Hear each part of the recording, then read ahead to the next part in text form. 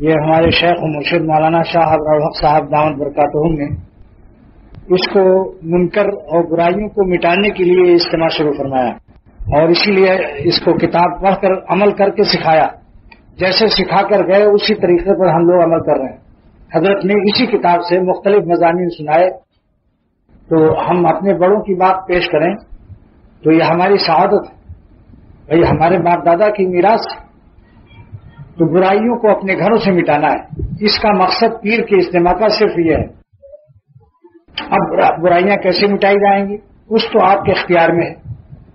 مثلا گھر میں کوئی پلاسٹک کی بلی، پلاسٹک کا مرغا، پلاسٹک کا کتا، کسی قسم کے پورے گھر میں کوئی تصویر نہ ہو.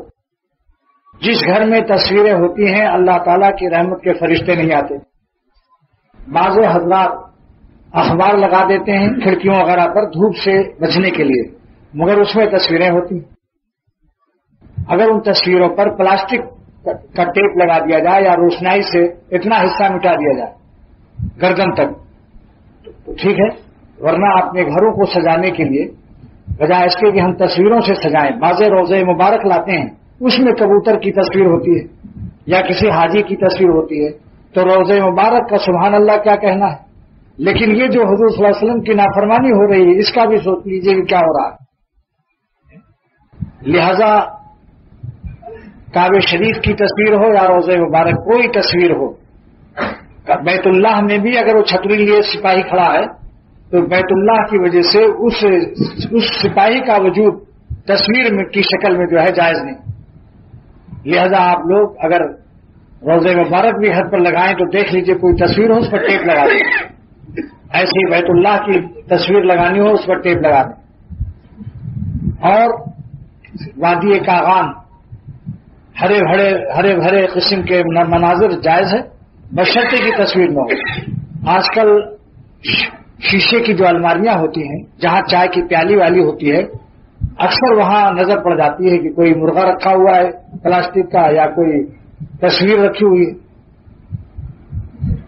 تو دوستو یہ عرض کر رہا ہوں کہ اللہ تعالیٰ کی نافرمانی کی راہ سے اپنے دل کو بہلانا یا اپنے بچوں کو خوش کرنا جائز نہیں ہے. بتاؤ ہماری اولاد زیادہ ہمیں عزیز ہونی چاہیے یا اللہ تعالیٰ کی ذات، لیکن حکیمانہ انداز سے اس کو کیجیے. مثال کے طور پر اگر چھوٹے بچوں کے لیے آپ مرغا یا پلاسٹک کی بلی، پلاسٹک کا کتا لے آئے، بچے بڑے خوش ہو رہے ہیں. بعضی بلیاں ایسی ملتی ہیں کہ ایسے ایسے دبانے سے میو میو بھی کرتی ہو، اس میں آواز بھی نکلتی.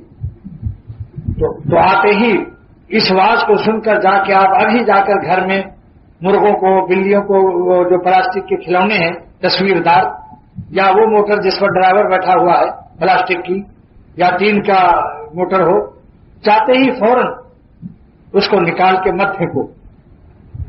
اس کی وجہ یہ ہے کہ پھر پہلے لڑائی بیوی سے ہوگی